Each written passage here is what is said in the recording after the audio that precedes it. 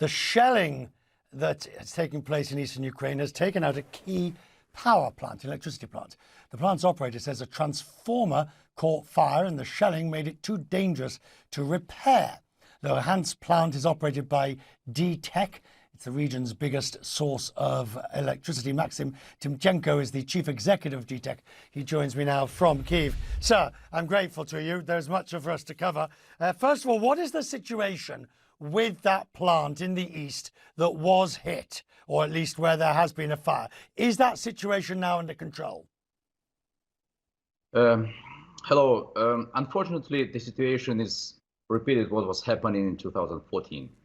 I just want to remind that this power station is very close to contact line, just several meters, and shelling 8 years ago was something that we experienced for several months.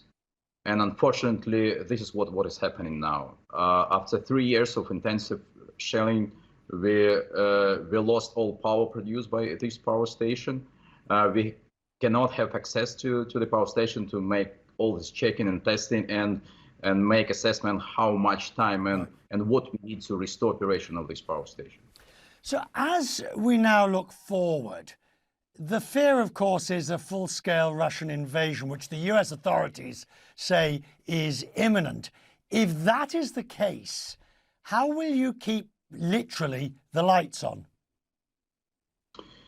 So what we should do, we just have to keep operating all our power stations. So I can say that DTEK is national company, and we have power station on eastern and western border. Luganskaya station, which is off at the moment, is contribute not so much that we can have any real issues about lights and warmth in territory of Ukraine.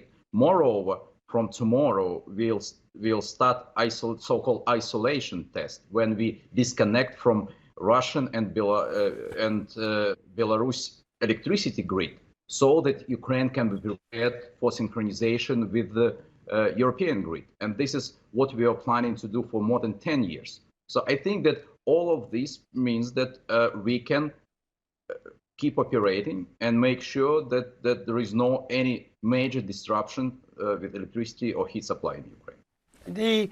The connections, the one thing we've learned over the years is the interconnectedness of the grids, and you talked about that then.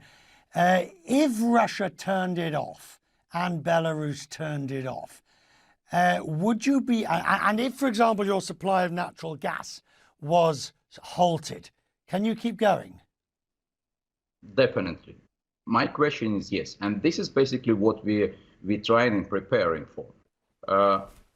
We have quite difficult winter season, but we managed to bring enough coal from the United States and from other partners.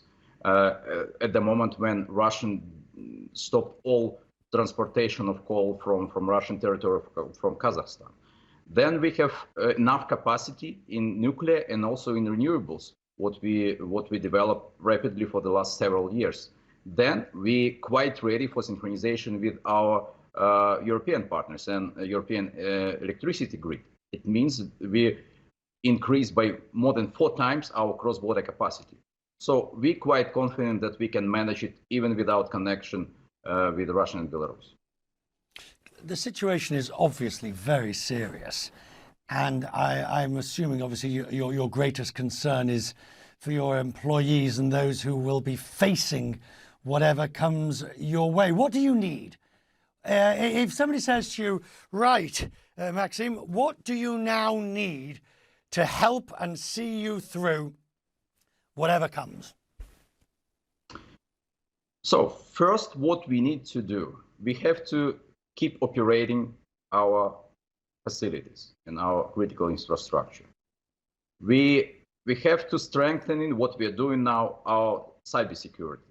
And basically, this is what we check in systems already quite good in attacks, DOS attacks, which we experienced for the last month, and there is no disruption in our operations. And then we have to have emergency plans. And basically, the DTEK is quite experienced, as I already said, from 2014-15. So what we need from our international partners is financial support and trust. So we keep our investment projects. We keep building one of the largest wind farm in Europe. We invest more than $1 billion in the current year. And we just want our contractors and personnel stay on the field and keep working. And we take full responsibility for the safety.